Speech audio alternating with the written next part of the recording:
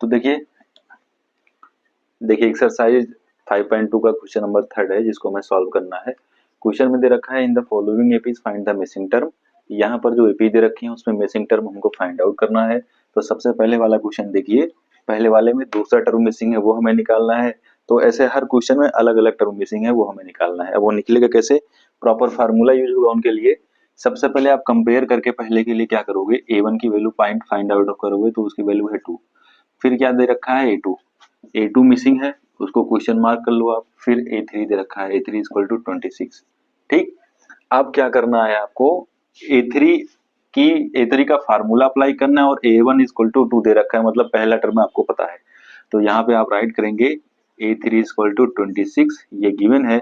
और A3 का formula क्या होता है उसको आप अप्लाई करेंगे। तो A3 का फार्मूला क्या होगा, मतलब nth term of an AP का फार्मूला अप्लाई करेंगे तो क्या होगा, ये होगा A plus 3 minus 1 into D equal to 26।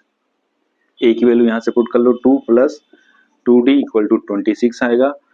तो 2d इक्वल टू हो जाएगा 26 माइनस 2, तो 2d इक्वल टू आएगा 24। तो d इक्वल टू आ जाएगा 24 अपॉन 2। सॉल्व आउट करेंगे तो 2 1 जा 2, 2 2 जा 4, तो d की वैल्यू जो होगी वो आ जाएगी 12। ठीक है, तो यहाँ पर हो जाएगा 12। अब 12 हो गया है, चेक करेंगे कि ये सही है कि नहीं है। तो चेक करने के लिए सॉरी डी की वैल्यू 12 आई है तो ये गलत होगा। डी की वैल्यू 12 आई है ना। अब हमें सेकेंड टर्म कैसे मिलेगा, सेकेंड टर्म मतलब पहले वाले टर्म में आप 12 को ऐड करोगे तो A2 इक्वल टू क्या होता है ये भी आपको पता है।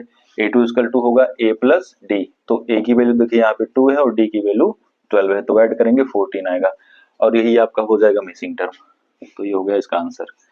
अब चलेंगे हम क्वेश्चन नंबर 2 को सॉल्व करने, जिसमें पहला टर्म नहीं दे रखा है और तीसरा टर्म नहीं दे रखा है, उसको आपको निकालना है।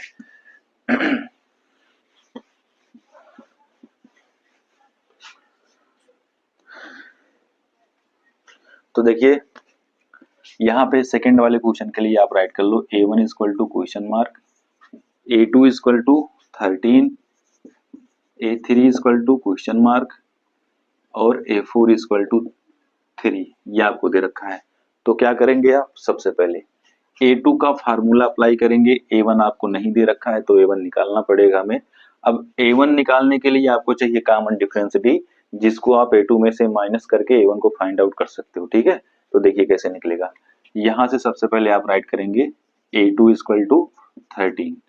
A2 का फार्मूला क्या होता है उसको राइट करेंगे आप। यहाँ पे लिखेंगे A plus 2 minus 1 into D equal to 13।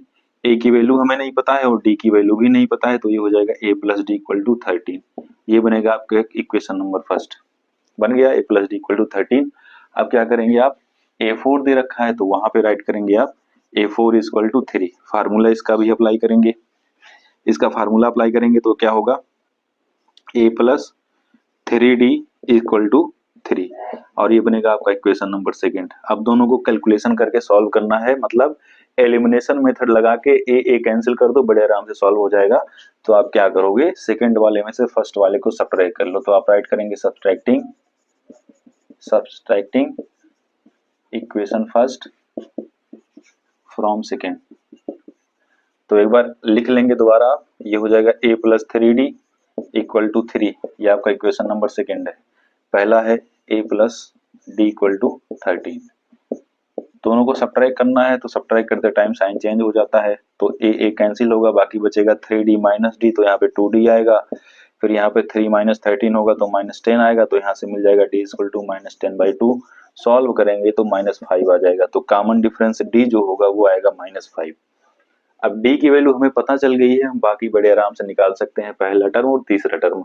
तो पहला टर्म कैसे निकलेगा, देखो कॉमन डिफरेंस से d कैसे निकलता है, d इक्वल टू होता है A2 माइनस A1, और A2 आपको पता है 13 है, तो ट्रांसफर कर लेंगे साइड में, और d आपने निकाल लिया 5, तो minus 5 equal to 13 minus A1 होगा।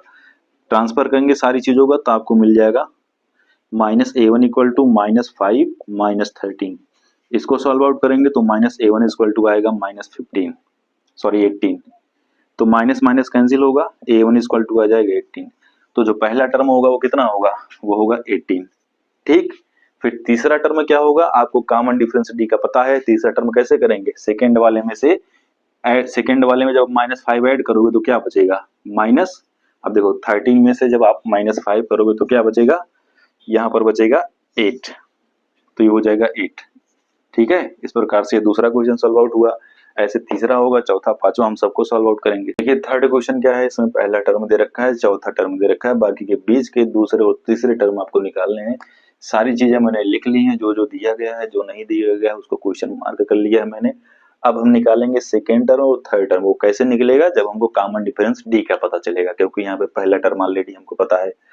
तो आप निकालोगे कॉमन डिफरेंस डी, यहीं से निकलेगा। A4 जो आपको दे रखा है, A4 इक्वल टू हो जाएगा, अब देखो इसको आप, ये मिक्स्ड फ्रैक्शन है, इम्प्रॉपर में कन्वर्ट करेंगे तो 9 2 जा 18 + 1 19/2 हो जाएगा। तो A4 आपको दे रखा है 19/2। अब A4 का फार्मूला अप्लाई करेंगे, A + 4 - 1 × D इक्वल टू 19/2। ए की वैल्यू यहाँ से पुट कर ली जाएगी जो दे रखी है, तो ये हो जाएगा 5 + 3D, 5 + 3D equal to 19/2। Transfer कर लीजिए उस साइड में, तो ये हो जाएगा 3D इक्वल टू 19/2 - 5, 5 उधर जाके माइनस हो जाएगा, तो सीधे सीधे आपको मिल जाएगा 3D इक्वल टू 19 - 10/2। यहाँ पर मिलेगा 3D इक्वल टू 9/2, और सॉल्व आउट करेंगे इसको तो क्या मिलेगा, तो आपको मिलेगा 3D equal to, sorry, D equal to 9/2, और देखिए 3 इधर मल्टीप्लाई है, उधर जाके डिवाइड हो जाएगा, तो ये हो जाएगा इंटू 3, 3 से कैंसिल करेंगे, 3 3 जा 9, तो D की वैल्यू आ गई 3/2, जो कि आपका कॉमन डिफरेंस होता है उसको, उसका पता चल गया। अब आपको सेकेंड टर्म निकालना है, तो सेकेंड टर्म कैसे निकलता है, A2 इक्वल टू होता है A + D, A3 क्या होता है A + 2D। तो आप ऐड करिए सारी चीजों को। पहला टर्म आपको दे ही रखा था 5 + 3/2, तो 5 2 जा 10 + 3 13/2 हो जाएगा। दूसरा टर्म यहाँ पर होगा 13/2। आपकी मर्जी है तो आप इसको इम्प्रॉपर, सॉरी, इसको कन्वर्ट कर सकते हैं मिक्स्ड फ्रैक्शन में। 13/2 आया हुआ है तो इसको मिक्स्ड में कन्वर्ट कर सकते हैं। लिखने का मतलब यही हो जाएगा, इसको जैसे आ रहा है वही लिख दो, ये हो जाएगा 5 होल 3/2। ठीक है, तीसरा टर्म कैसे निकलेगा, A + 2D करके, तो यहाँ पे आप अप्लाई करेंगे, A की वैल्यू 5 है, 2 × D की वैल्यू है 3/2, तो 2 से 2 कैंसिल हो जाएगा, आपको मिल जाएगा 8। तो तीसरा टर्म यहाँ पर होगा 8। ठीक है, तो ये बाकी के मिसिंग टर्म थे वो हमने राइट कर दिए। ऐसे ही हम क्वेश्चन नंबर 4 को सॉल्व आउट करेंगे, तो पहले इसको इरेज कर दे रहा हूँ, फिर मैं इसको सॉल्व करूंगा। सब ऐसे ही होगा, बस आपको पहचानना है कि क्या क्या दिया गया है, किसका हेल्प हम लेंगे सॉल्व आउट करने के लिए क्वेश्चन को। चौथा क्वेश्चन देखिए, इसमें आपको A1 दे रखा है -4, बीच के सारे टर्म नहीं दे रखे हैं, बस वो लास्ट वाला टर्म जो कि कितना है 1 2 3 4 5 6, छठवां टर्म आपको दे रखा है A6 इक्वल टू 6। ठीक, अब बाकी के जो 4 टर्म है वो आपको निकालना है। अब ये निकालने के लिए आप क्या करोगे, कॉमन डिफरेंस डी निकालोगे सबसे पहले। कॉमन डिफरेंस डी कैसे निकलेगा, जैसे हम पिछले वाले क्वेश्चन में निकालते हैं वैसे यहाँ पर भी निकल जाएगा आसानी से। तो A6 इक्वल टू 6 आपको दे रखा है, बस यही आपको फार्मूला पुट कर देना है। A6 का फार्मूला क्या होगा, A + 5D इक्वल टू 6, और A की वैल्यू क्या है -4, तो ये हो जाएगा -4 + 5D इक्वल टू 6। तो क्या होगा, ट्रांसफर करेंगे, 5D इक्वल टू हो जाएगा 6 + 4। Now the next step will be 5D equal to 10, D equal to 10/5, 5 2 जा 10, D equal to 2। Therefore the common difference D will be 2। Common difference D की value 2 आ गई। अब क्या करना है, आपको बस ऐड करते हुए चले जाना। हर एक टर्म का आप जनरल फॉर्म जानते ही हो। तो दूसरे टर्म का जनरल फॉर्म क्या होता है, ये होता है A + D, क्योंकि आपको A2 निकालना है। फिर A + A3 निकालना है, तो A3 निकलेगा कैसे, A + 2D से। फिर आपको A4 निकालना है, ये निकलेगा A + 3D से। फिर आपको A5 निकालना है, ये निकलेगा A + 5D से। सारी वैल्यू आपको पता है, बस आपको पुट करके ऐड कर देना है।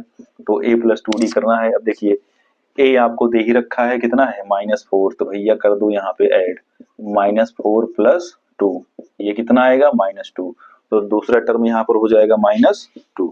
फिर A + 2D, तो -4 + 2 × 2, ये कितना हो जाएगा -4 + 4, ये आ जाएगा 0। तो तीसरा टर्म होगा वो होगा 0। चौथा टर्म क्या होगा A + 3D, तो ये होगा -4 + 3 × 2, इसको कैलकुलेट करेंगे तो -4 इंटू 6 आएगा, जो सॉरी -4 प्लस 6 आएगा, तो सब्ट्रैक्ट होकर के यहाँ पे 2 बच जाएगा सीधा सीधा, तो ये हो जाएगा 2। पांचवा टर्म में क्या होगा, a प्लस 4d, तो ये हो जाएगा -4 प्लस 4 इंटू 2, तो ये हो जाएगा -4 प्लस 8, और 8 में से 4 जाएगा तो कितना बचेगा, 4 बचेगा, तो जो पांचवा टर्म होगा वो 4 आएगा। तो इस प्रकार से ये सारी मिसिंग टर्म्स हम फाइंड आउट कर लिए। अब क्वेश्चन नंबर 5 को सॉल्व आउट करेंगे, इसी तरीके से होगा वो भी।